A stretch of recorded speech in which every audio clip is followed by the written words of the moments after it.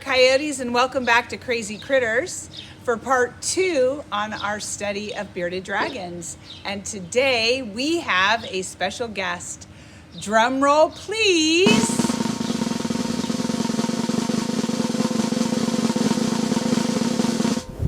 Hi, my name is Dylan. This is my bearded dragon, Lacey. She is about 6 years old. Hi boys and girls, Mrs. Browning here. I wanted to introduce you to our bearded dragon, Lizzie. Now, Lizzie is an omnivore, so that means she eats insects, fruits, and vegetables.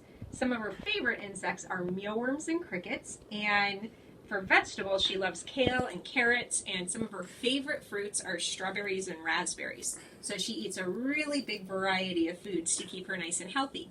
Now, if you are thinking about getting a bearded dragon, you need to have a nice big habitat because they can grow really big. So in her habitat over here, you have to have some special lights. So one of the lights that you need to have is a UV light and then a heat lamp, and then she has a red light for at night. So to keep her fed and fresh water every day will keep her nice and healthy, and she is a special bearded dragon because she has a really nice orange color to her. Bearded dragons make really great pets, and they're very friendly. And one nice thing is when you put them down on the ground, they'll run a little bit and then they just stop somewhere and they rest. It's a good idea to let your bearded dragon in the water and soak up for a little while, every once in a while, because they might be close to shedding.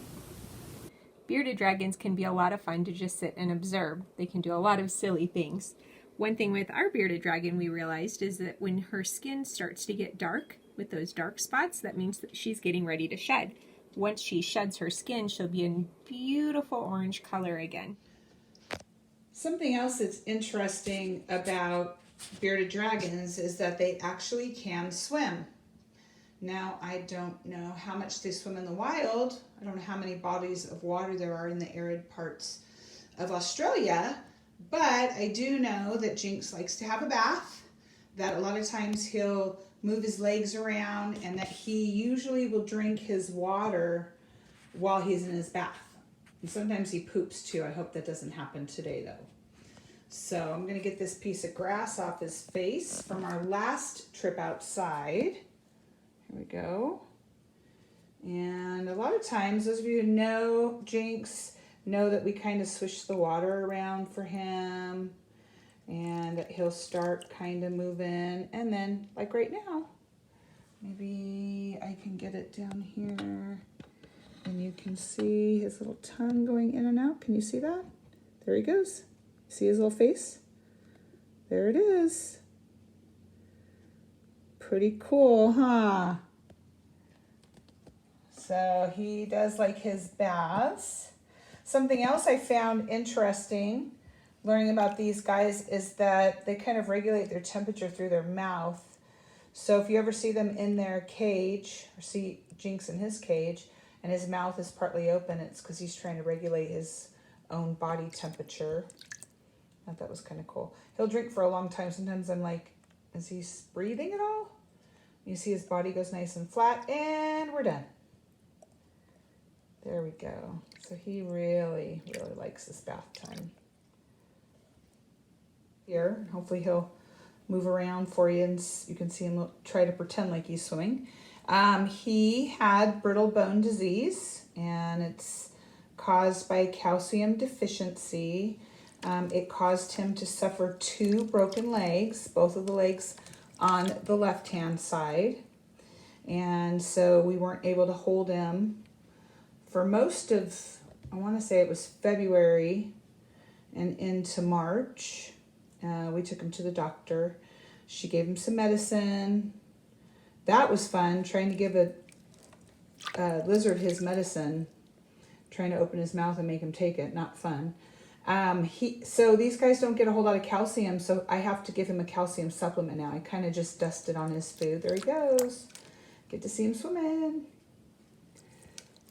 He has not been able to go back for a recheck on his legs because of the stay-at-home order, but I can tell you he's doing much better in his enclosure, and I've been taking him outside, and you'll see some video in here too of him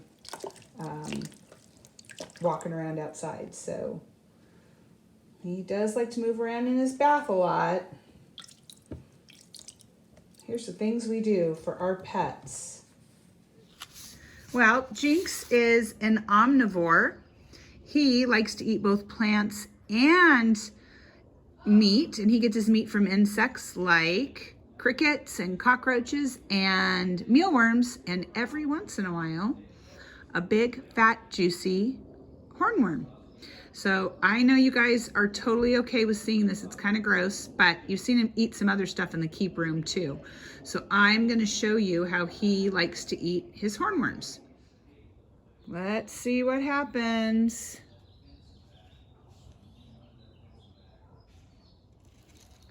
Ah, there it goes.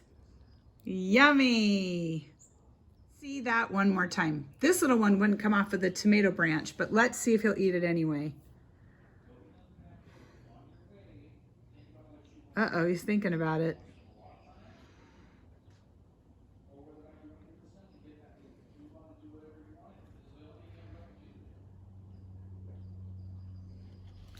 And that's the end of that hornworm.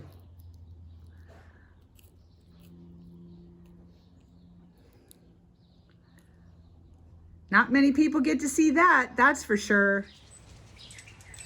Wow, isn't that Lizzie something else?